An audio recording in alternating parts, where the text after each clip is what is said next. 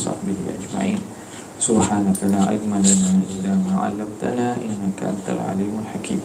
Wa la hawla wa la quwwata illa billahil aliyyil azim. Ishrah li sadri wa yassir li amri wahlul 'uqdatam min lisani yafqahu qawli.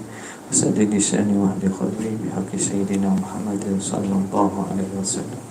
Allahumma alhimna bil ilmi wa zayyinna bil hilm wa akrimna bit taqwa wa jamilna bil afiyah. Allahumma akhrijna min dhulumatil wahm wa akrimna bi nuril fahmi wa ta'alina bi ma'rifatil ilmi wa hassin akhlaqana bil hilm waj'alna mimman yastami'una al qawl fayattabi'una ahsanah. Walhamdulillahi rabbil alamin.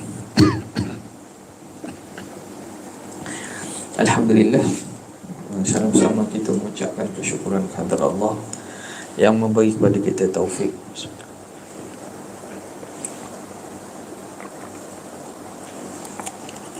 dan nikmat bagi Allah Subhanahu Wa Taala mengizinkan kita untuk berada pada malam ini bagi meneruskan lagi daripada kitab Pati Faridah pada muka yang ke-64. Orang mubtadi' macam dah lah. Kita berhenti dekat wajib atas mukallaf taubat. Taubat daripada dosa.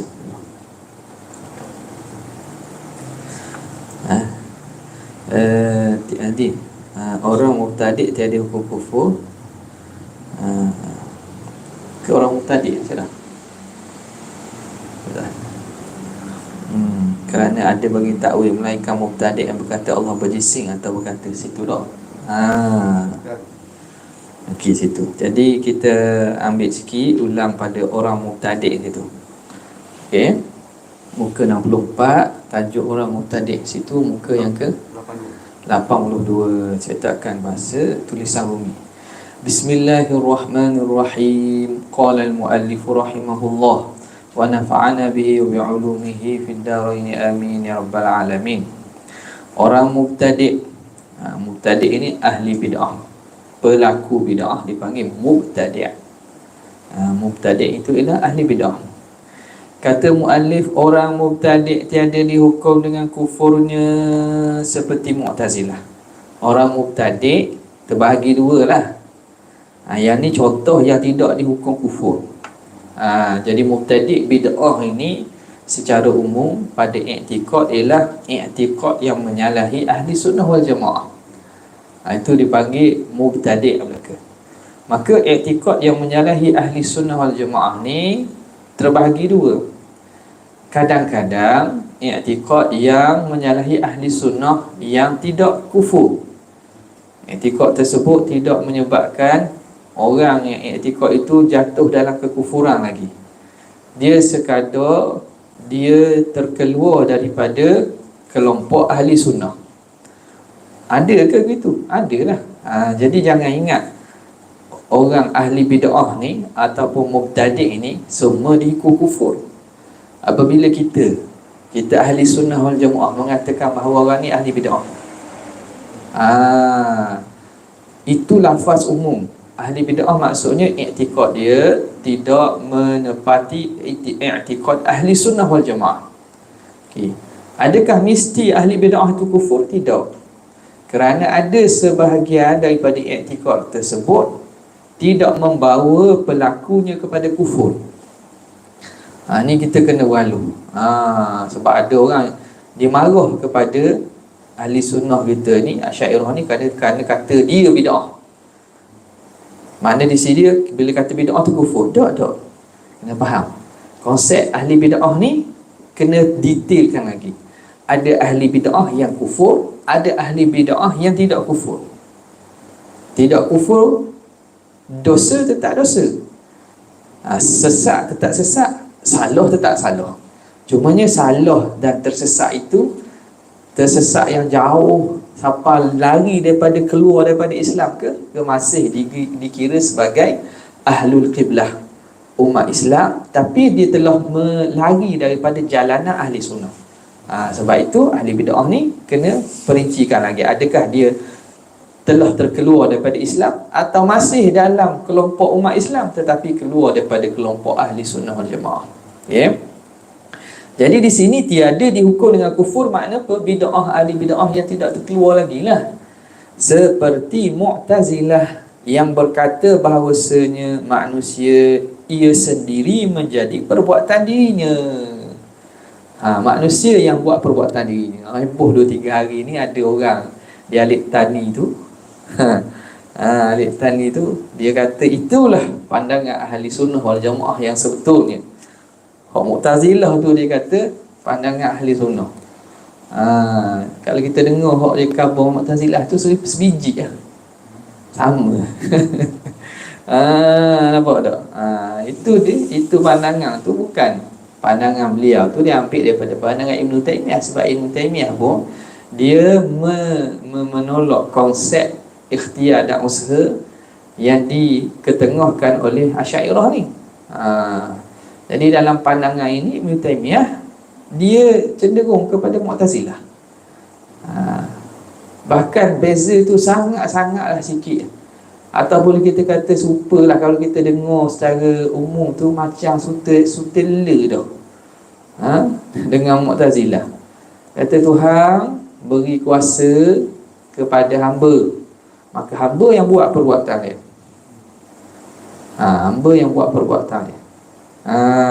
Jadi waktu Mu'tazilah kata hamba membuat perbuatannya sendiri. Kenapa tidak kufur Mu'tazilah? Kerana Mu'tazilah masih mengatakan buat dengan perbuatan hamba yang buat, tapi dengan kudrat yang Tuhan beri. Kudrat yang Tuhan letak pada hamba tu, maka hamba buat perbuatan. Perbuatan tu hamba yang buat. Buat di sini makna cipta lah. Waktu maksudnya dia membuat perbuatan, dia mencipta perbuatan. Tapi kalau dengar cipta jadi mari pelik kat kita kan. Yang ni yang ahli sunnah wal jamaah dia faham makna buat tu, ijad tu, mengadakan perbuatan diri sendiri tu. Bila kita faham maksud membuat dengan mengada ni, maknanya ahli sunnah wal jamaah kata hamba tidak mengadakan perbuatan dia dengan maksud mencipta perbuatan dia. Dah apa yang hamba ada pada perbuatannya? Usaha. Hamba mengusahakan perbuatan, hamba mengikhtiarkan perbuatan. Itu dia. Jadi bila usaha ikhtiar ni ditolak juga oleh orang tersebut, maknanya dia tolak ahli sunnah lah ni. Kok dia bawa tu bukan ahli sunnah. Sebab ahli sunnah membezakan antara buat dan usaha. Dia bezakan antara ikhtiar, usaha dan buat. Buat ni kena faham situ. Kalau dia kata buat tu mana usaha juga, maknanya dia salah guna istilah. Dia salah guna istilah, dia tak faham istilah. Itulah. Kalau terus lagi, kalau kita usul lagi, boleh jadi kalau dia sedar dia salah tu, dia kata hak kami maksudkan usaha ikhtiar. Maknanya sama dengan ahli sunnah, cuma awak guna perkataan salah, guna perkataan hak Mu'tazilah guna, hak Qadariyah guna. Tapi peliknya dia rak pula hak ahli sunnah, maknanya dia tahu ahli sunnah kata usaha. Tu dia. Ini tidak lain tidak bukan kerana taklid kepada syaikhuhum al-akbarul awhad iaitu Syekhul Islam Ibn Taymiyah lah. Jadi ulama maklum dah, dalam pandangan ini Ibn Taymiyah salah. Dia bukan membawa pandangan ahli sunnah wal jamaah. Baik, tengok sini. Jadi ulama kita mengatakan Mu'tazilah diiktikad bahawasanya manusia ia sendiri menjadi perbuatan dirinya dengan kudrat yang Tuhan jadi di badannya. Ada gitu. Sama lah macam yang viral 2-3 seminggu 2 ni. Ni dia kata ni. Mu'tazilah kata gini lah, dengan kudrat yang Tuhan jadi di badannya. Allah buat kudrat pada kita, kita yang buat perbuatan kita. Jadi setengah orang kata apa masalahnya? Gitulah. Memang kadang-kadang akal ni mudah terima gitu, tapi dia lupa prinsip bahawa Allahu khalaqakum wallahu khalaqakum wama ta'malun. Wallahu khalaqakum, Allah yang mencipta kamu, wama ta'malun, dan apa yang kamu buat apa yang kamu amal ciptaan Tuhan. Dan kalau Tuhan buat juga, kita buat juga. Makna syirik pada perbuatan. Tuhan buat, kita pun buat. Sebab itu perbuatan kita tak boleh kita istilahkan dengan buat. Kita tak boleh kata buat, bahkan kita kena kata usaha. Apa sebab? Sebab kalau kita buat, kita memberi taksir, memberi kesan. Allah, kalau dia kata Allah tak beri taksir, kuat kita pada Tuhan. Kudrat kita. Dan disebut sebab makhluk memberi kesan. Sebab pada hamba ini memberi kesan, taksir. Maknanya kalau perbuatan kita memberi kesan pada hasil sesuatu pekerjaan, dan perbuatan Tuhan yang Tuhan kata wallahu khalaqakum wa ma ta'malun, Allah yang mencipta kamu dan perbuatan kamu, maknanya Tuhan buat tu. Maknanya satu benda yang terjadi, hamba buat, Tuhan buat. Baik, siapa yang memberi kesan? Mereka kata kudrat hamba, sebab memberi kesan, memberi berkah. Maknanya asbab memberi berkah. Kalau Tuhan memberi berkah juga, ni mustahil akal. Dua muassir, dua yang memberi kesan pada satu kesan, tak boleh terima akal. Benda dua buat. Bukan buat dengan bagi. Kalau buat dengan bagi lain. Buat dengan bagi boleh terima akal, tapi berlaku syirik lah. Hak ni buat hak separuh, hak orang lain buat separuh bagi. Ada. Kalau satu benda dibuat oleh dua orang, tak boleh terima akal. Balik rumah, kita tengok atas meja ada apa? Ada TO atas meja. Seoranglah buat. Boleh tak orang lain kata saya buat TO yang sama? Hak tu juga. Hak ni kata bini kita saya buat, anak kita kata saya buat. Benda tulis dibuat oleh dua orang, dibuat benda yang sama tak jadi. Kalau bini kita buat, bini kita buat. Kalau anak kita buat, anak kita buat. Dia kata, apa yang dibuat oleh mak itu, saya lah buat itu juga. Tak boleh, dia buat hak serupa. Kalau ada satu caruan hak lain, dia tak apa. Dia nak buat atas benda tulis, benda sama tak jadi. Kecuali pakat. Hak ni ambil caruan, hak ni tuang air, hak ni tak teh. Nampak tak? Hak tu dipanggil pakat. Jadi hak benda hak pakat tu berasingan. Hak ni hanya tuang air, hak ni hanya memasukkan teh. Jadi berbeza. Tapi tuang hak yang makna buat benda yang sama tak jadi. Tak boleh terima pada akal. Nampak tak? Okey. Tukang ni kata buat meja ni. Tukang hak seorang kata saya buat meja ini juga. Bukan pakat buat. Pakat buat hak ni buat hak atas, hak ni buat bawah. Hak buat hak atas, hak seorang ni tak buat hak atas tu. Dia boleh buat dua kali? Tak boleh buat benda sama. Baik. Jadi kalau kita kata perbuatan kita juga ada berlaku pada kudrat kita pada perbuatan itu, kudrat Tuhan pun ada juga. Dah mana hak jadi? Jadi dua-dua berlaku syirik pada perbuatan. Maknanya tidak ada wahdaniyah fil af'al, tidak esa pada perbuatan. Sebab bukan Tuhan seorang buat, bukan Tuhan saja yang buat. Jadi ada hak lain juga yang buat. Sebab itu ahli sunnah, mereka tidak kata buat, dan mereka tidak huraikan perbuatan kita tu dengan makna mencipta dan mengada, tapi mengusahakan. Bila usaha dia tak ada kesan, maka selamatlah bahawa segala perkara hanya Allah yang buat. Sebab kita, perbuatan kita bukan dengan cara buat, tapi dengan cara mengusaha. Jadi dengan usaha ini dia tidak memberi kesan. Kesan kesemuanya daripada Tuhan yang satu juga. Daripada Tuhan yang satu juga. Maka akidah kita tentang keesaan Allah terjaga. Kefahaman kita tentang perbuatan ikhtiari, perbuatan kita pun terjaga, dapat faham dengan molek. Baik. Jadi itu pandangan Mu'tazilah. Dan seperti orang yang ingkar harus melihat Allah dalam akhirat. Yang kedua, antara perkara yang Mu'tazilah nafi ialah melihat Tuhan. Mu'tazilah kata Allah tidak boleh dilihat di akhirat, di dunia ataupun di akhirat. Sebab apa? Kerana kalau dapat melihat Allah, tentulah Allah tu berjisim. Allah itu berjirim, Allah itu berarah, dan semua ini jirim, jisim, arah, semua ini mustahil bagi Allah. Ya. Jadi kita sama pada masalah Tuhan tak berjisim, berjirim, tidak berarah. Kita setuju tu. Tetapi boleh lihat tak? Boleh. Kenapa? Kerana syarat melihat ialah wujud saja. Benda ada boleh lihat. Bagaimana cara melihat itu? Melihat ini, kena faham, melihat ini satu kemampuan yang Tuhan beri. Idrak. Idrak ni satu malakah, kemampuan yang Tuhan beri kepada seseorang. Jadi kemampuan yang Tuhan beri pada seseorang ni, Allah boleh memberi seseorang mampu melihat zatnya yang tidak berjirim, berjisim dan berarah. Nampak tak?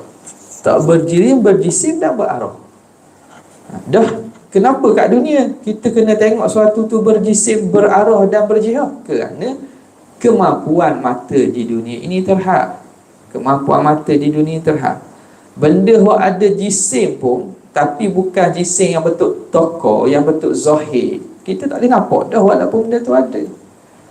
Angin ni tak nampak kan? Tak nampak dengan mata, tapi kita boleh rasa. Jin, syaitan ada, memang ada, tapi kita tak nampak oleh mata, walaupun dia itu betul jirim juga. Nampak? Jadi kenapa? Kerana terhad kemampuan mata di dunia ni. Banyak benda yang mata kita tak boleh tengok, tapi ada. Cahaya ultraviolet, tak boleh tengok, ada tak? Ada. Patut kan jual produk sunscreen. Apa ni? Betul tak? Sunblock. Patut kan jual produk macam-macam tu. Sebab apa? Sebab benda tu ada, tapi tak boleh kesan oleh mata kita. Tapi kalau sains ada alat, dia boleh tengok lah. Baik. Jadi mustahil ke tidak melihat Allah? Tidak. Harus melihat Allah, kerana Allah maujud, Allah ada. Maka setiap yang ada boleh dilihat. Jadi Mu'tazilah kata tidak boleh. Sebab apa? Pada mereka melihat ni syarat dia syarat akli. Akal, makna syarat akli ni maknanya tak boleh berubah. Nak tengok mesti betul berjihad, mesti berjisim, berjirim. Pada kita syarat itu adat aja. Adat kebiasaan di dunia melihat mesti berjirim, berjisim. Maka syarat adat boleh menyalahi. Boleh menyalahi. Kerana ada bagi mereka itu takwil. Kenapa tidak jadi kufur? Tiada dihukum kufur ni. Itu illah. Illah kepada tiada dihukum dengan kufurnya, kerana ada bagi mereka takwil. Mu'tazilah ni mereka ada takwil. Mereka tidak tolak ayat Quran. Tolak stokor lah, tolak betul-betul. Mereka tidak tolak hadis betul-betul, tapi mereka mentakwilkan. Mereka terima dengan takwilan. Jadi kerana ada takwil ini, tidak dihukum dengan kufurnya mereka. Melainkan tadi dia kata tiada dihukum kufur kan, kecuali melainkan mubtadi' yang berkata Allah berjisim, atau berkata Allah tidak mengetahui juz'i.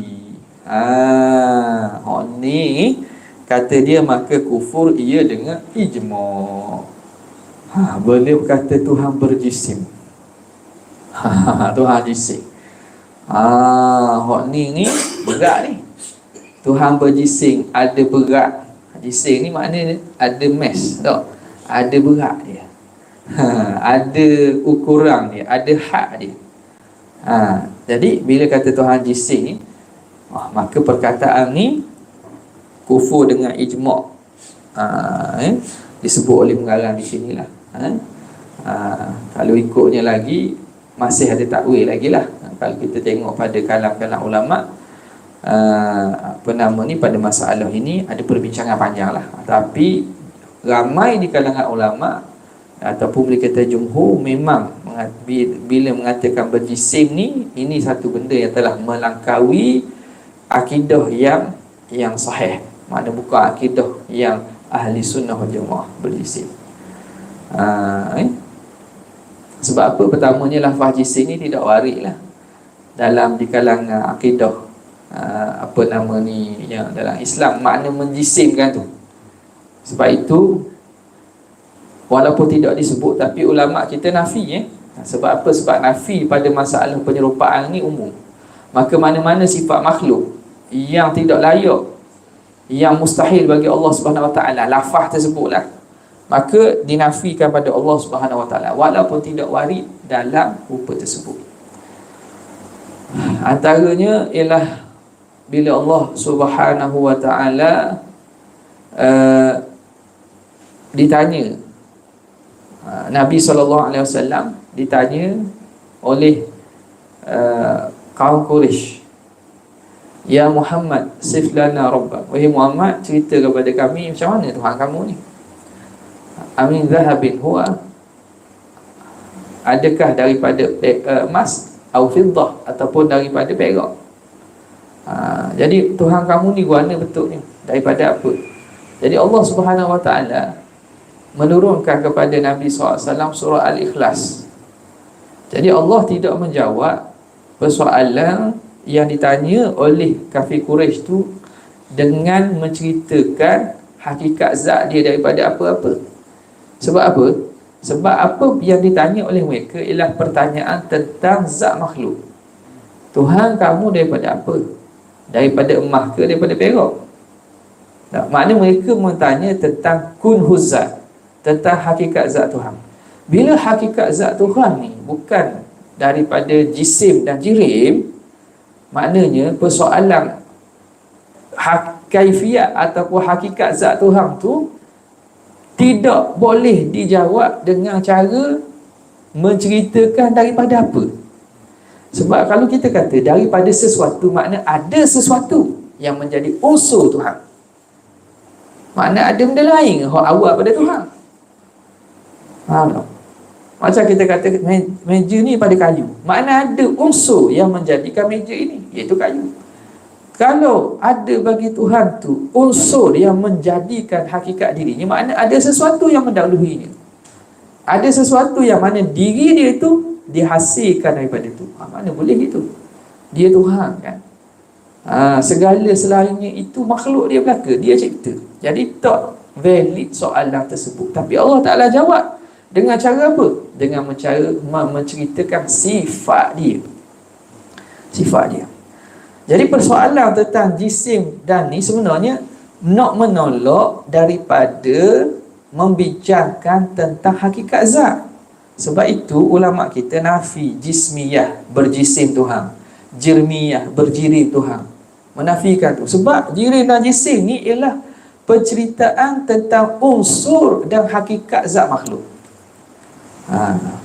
Jadi Allah Ta'ala tu kul huwallahu ahad, katakanlah Tuhan tu esa, Allahus samad, dia yang jadi tempat pergantungan. Dalam sebahagian tafsir, as-samad ni yang tidak berongga. Samad ni yang tidak berongga. Maknanya kalau benda tu berongga, ia jisim. Kita berongga tau, ada rongga, jisim. Allahus samad bukan daripada jenis berongga, makna dia bukan daripada jenis jisim dan jirim. Sebahagian ahli tafsir menyatakan as-samad dengan makna itu. Sebahagian yang lain makna as-samad ini allazi yasmudu ilaihi al-hajat fi hajatin, orang yang mana ataupun Tuhan yang mana ditumpu sekalian manusia pada hajat mereka. Allah ni lah tempat tumpuan permintaan hajat-hajat manusia. Allahus samad, lam yalid wa lam yulad wa lam yakul lahu kufuwan ahad. Tidak beranak dan tidak diperanakkan, dan tidak ada menyemainya sesuatu. Baik. Jadi mujassimah ni dia kata Allah berjisim. Jadi jaga-jaga. Kalau kata berjisim macam makhluk, tu jelas lah. Yang isunya jadi syubhah ni berjisim tapi jisim tak sama makhluk. Itu pun sangat bahaya, dan sebahagian ulama menghukumkan kufur. Atau berkata Allah tidak mengetahui akan itu sebelum masuk tu. Kadang-kadang bila kita sebut jisim ni nampak berat lah, nampak maknanya mustahil je lah kalau kata Tuhan berjisim. Dan orang yang kata Tuhan berjisim bukan seperti jisim makhluk tu, kita nampak memang jelas sikit salah lah. Senang untuk kita faham. Allah berjisim bukan berjisim macam makhluk. Orang nampak dah tu, perkataan tu sesat tu je lah. Tapi tanpa orang sedar, perkataan yang mana disebut oleh sebahagian buat, dia kata Allah mempunyai tangan tapi dok tangan dok sama dengan makhluk. Perkataan ini perkataan yang kita kata muhim, ada sedikit iham yang mana perlu difahami dengan elok oleh orang yang bercakap dan orang yang dengar. Jadi orang yang bercakap tu dia nak kata apa? Kalau dia nak kata Allah ada sifat ya sebagaimana disebut dalam Quran, tetapi bukan dengan ya yang difahami pada sifat makhluk ini ataupun pada hak makhluk, itu tak apa. Itu tak apa. Maknanya mereka mengisbatkan sifat ya sebagaimana Allah Ta'ala isbat dalam Al-Quran. Maka pengisbatan tu mereka kata Allah ada ya yang mana yang layak dengannya, yang tak sama dengan makhluk. Dengan makna ya itu sifat yang Tuhan sendiri isbat. Maknanya kalau gitu betul gitu, tak salah. Sebab apa? Sebab mereka mengisbatkan apa yang Tuhan isbat, dan mereka menafikan penyerupaan sifat tersebut dengan makhluk. Itu kena terima. Kalau kata gitu tak ada salah lagi. Tetapi apabila orang yang bercakap itu, ni payah kok kadang-kadang bila kita nak tahu kehendak sebenar tu. Bila kita tanya gini, dia kata kona kok lain, tanya kok ni kona kok lain. Tapi dari segi faham daripada perkataan mereka, seakan-akan mereka nak mengatakan Tuhan mempunyai tangan, tapi tangan yang tak sama dengan makhluk. Kalau terjemuh ya dengan tangan tu, sebahagian ulama' memang dia, orang terutama Imam Ghazali sebut dalam kitabnya, dan beberapa orang ulama' mutaakhirin kita mengharamkan dan tidak membenarkan terjemuh sifat yang pada zahirnya menyamai makhluk ni dengan terjemuhan bahasa lain. Sebab apa? Sebab dia akan membawa salah faham. Kerana makna dalam bahasa Arab dan makna dalam bahasa lain boleh jadi ada beza. Jadi dia kekal dengan istilah tersebut. Bila Tuhan sebut yadullah, ya Allah, kita sebut ya Allah lah. Jangan kita jemuh ya dengan makna tangan. Jadi hak ni pandangan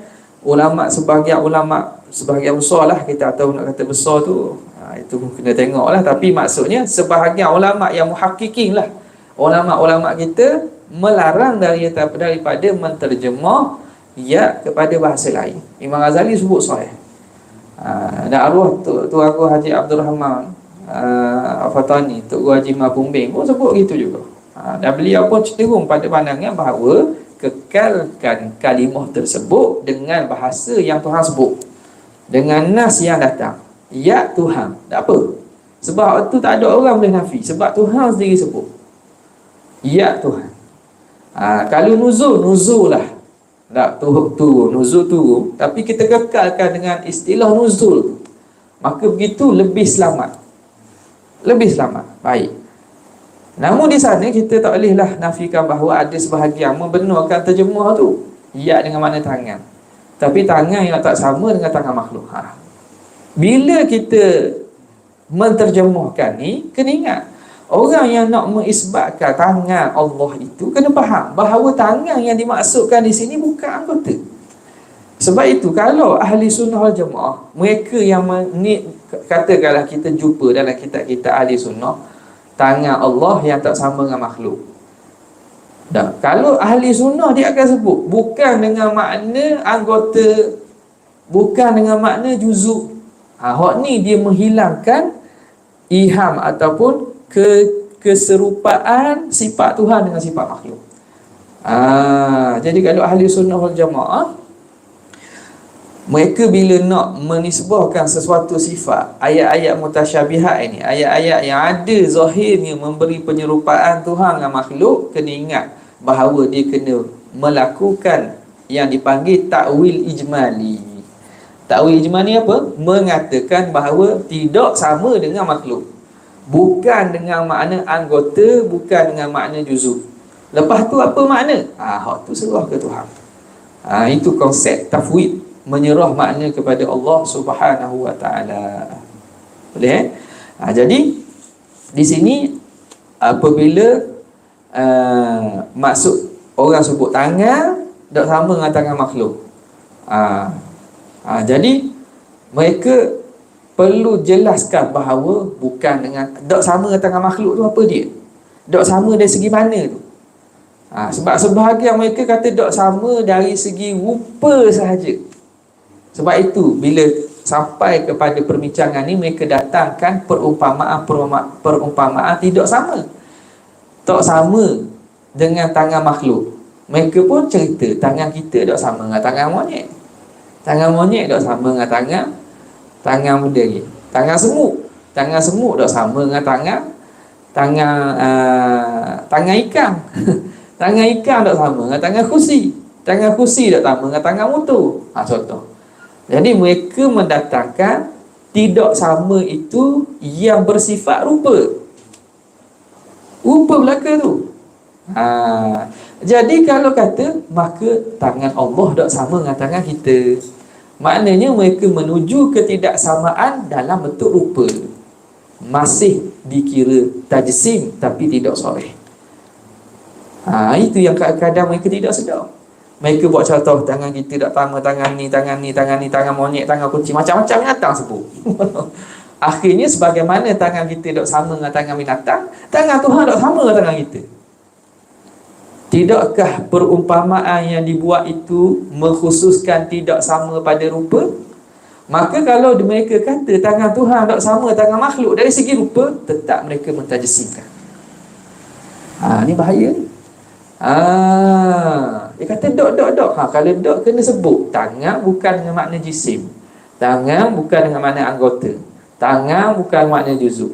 Baru maknanya kita nak percaya sikit. Kalau tidak, mereka kata tidak tajsim, mereka mentajsimkan tanpa sedar. Jadi mubtadi' yang berkata Allah berjisim atau berkata Allah tidak mengetahuikan juz'i, ni benda ni yang menafikan ilmu juz'i daripada Tuhan. Menafikan ilmu juz'i. Apa maksud? Allah tidak tahu secara detail. Ilmu juz'i ini boleh kita terjemahkan ilmu Tuhan tidak secara detail. Tuhan tidak mengetahui juz'i, maknanya ilmu Tuhan tidak secara detail. Tuhan cakap tahu umum sahaja. Secara detail Tuhan tak tahu. Sebab apa? Ni juga kerana mereka ini pandangan apa ni? Ini pandangan Qadariyatul Ula. Qadariyah ni tak ada dah ni. Qadariyah awal-awal yang asal, yang mengatakan, dan juga pandangan falsafah ni. Falsafah ahli falsafah mengatakan ilmu Tuhan tu secara umum je. Secara detail Tuhan tak tahu. Sebab lazim kalau Tuhan tahu secara detail, kalau benda yang dia tahu itu maksiat, tiba-tiba dia tahu maksiat, dia dok sekar. Maknanya seakan-akan dia reta. Bila dia reta, tiba-tiba macam mana dia boleh seksa, dia boleh azab. Dok mula sabar, dia mengazabkan orang atas benda yang dia tahu akan berlaku. Nampak tak? Ini konsep kembali pada konsep yang disebut oleh Mu'tazilah as-salah wal aslah juga. Konsep Tuhan wajib buat yang baik dan yang baik saja, yang terbaik saja. Jahat bukan Tuhan buat. Itu tapi Mu'tazilah tak nafi ilmu. Tuhan tahu, tidak nafi. Kalau nafi waktu juga jadi kufur gini kan? Tetapi kesan atau perkaitan tu dari segi situ. Jadi golongan ahli falsafah ni kata Tuhan tahu. Kalau Tuhan tahu secara detail dan perkara yang Tuhan tahu itu perkara buruk, maknanya Tuhan meredai perkara buruk berlaku pada makhluk. Tiba-tiba Tuhan azabkan makhluk, Tuhan seksa makhluk. Tak munasabah, Tuhan zalim dia. Tuhan tahu dah orang ini kayak gini kufur. Jadi pada mereka, bila Tuhan tahu secara detail, maknanya bila berlaku juga jadi lemah ataupun jadi Allah itu zalim. Tiba-tiba Tuhan nak seksa dia pula. Padahal dia tahu dah. Patutnya dia berlakukan ataupun halang dia itu daripada berlaku. Jadi di sisi situ mereka kata Tuhan tahu secara umum je. Secara detail apa yang dipilih, apa yang berlaku, hanya Tuhan tahu selepas berlaku. Tahu perkara detail ni setelah berlaku, dia panggil konsep al-bada'. Al-bada' ni makna nyata, telah berlaku baru nyata kepada Tuhan. Sebelum berlaku tak nyata lagi. Tak nyata lagi. Berlaku baru nyata. Orang ni kufur. Tuhan tahu. Tuhan tahu orang ni kufur. Tapi sebelum berlaku Tuhan tak tahu lagi. Itu mereka menafikan ilmu Tuhan yang juz'i. Berkata Allah tidak mengetahui juz'i. Ni falsafah bisalasatin kafaral falasafatil ida id ankaruha wa hiya haqqun muthbatah ilmun bijuz'iyyin wa huduthu awalim ilmun bijuz'iyyin wa huduthu awalimi hashrun li ajsadin wa kanat mayyitah. Dengan tiga perkara jadi kufur ahli falsafah. Kerana mereka mengingkari perkara ini walhal perkara ini sabit, iaitu ilmun bijuz'iyyin, ilmu perkara-perkara juz'i, mengetahui Allah secara detail, secara halus ni. Hudusu awalimi, baharu alam, falsafah pun menafikan baharu alam. Kemudiannya hasyrun li ajsadin, kebangkitan bagi badan-badan setelah dimusnah ni, falsafah pun mengingkarinya. Jadi maka kata pengarang, maka kafir ia dengan ijma'. Ni memang jelas, kerana perkara ini perkara yang mengeluarkan seseorang daripada ahli sunnah wal jamaah. Bukan sekadar keluar pada ahli sunnah jamaah, keluar daripada kelompok orang mukmin, orang beriman. Orang ni kufur, wal iyazubillah. Jadi satu, kita pengajian akidah ni supaya kita tahu, kenal manakah perkara yang termasuk dalam asas akidah, dan mana satu perkara yang termasuk dalam furu' akidah contohnya. Mana satu asas akidah, mana satu furu' cabang. Asas akidah ni pula dua. Asas akidah yang membawa kepada kufur, asas akidah yang membawa kepada bid'ah, sesat, fasik, tapi tak kufur lagi. Nampak? Jadi bila kita lalui perkara-perkara akidah satu perbincangan, kita tahulah ni Mu'tazilah sesat, tapi sesat dia tak bawa pada kufur. Ni Qadariyah ni sesat, tapi sesat dia tak bawa pada kufur. Tak kufur pun dia telah melakukan satu dosa besar, kerana bid'ah dan sesat dalam ilmu akidah ini ia membawa kepada dosa besar. Dosa besar tu pasti, cuma kufur tak kufur je. Wallahu ta'ala a'la wa a'lam. Taubat daripada dosa. Maksud dia syariah dah. Sekadar itulah. Tu kali ada soalan ni. Ada. Sallallahu alaihi wasallam. Assalamualaikum warahmatullahi wabarakatuh.